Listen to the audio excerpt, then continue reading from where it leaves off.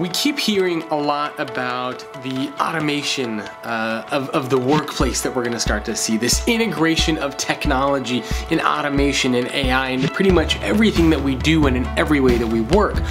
And if you think about this massive transformation, this massive influx of technology inside of our organizations, it sort of makes you take a step back and wonder, well, what is going to be the role of humans? What is going to be the point of humans in that type of an organization where we see so much influx and integration of technology and AI?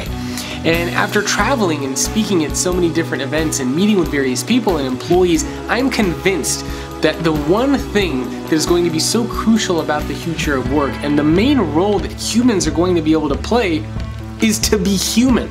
That is the one thing that we, I think, take for granted, is our ability to connect with others, our ability to empathize, to have sympathy, to be vulnerable, our ability to connect with one another, to communicate on a human level. That is something that technology cannot do. That is something that technology cannot replace. That is something that AI is not going to be able to take away from us, and that is something that AI cannot do. So when we think about the future of work and what all of these different technologies mean for the workplace, the one thing that I think we can all take away from this is we need to learn how to be more human. We have to do what we are good at. We have to connect. We have to build those relationships.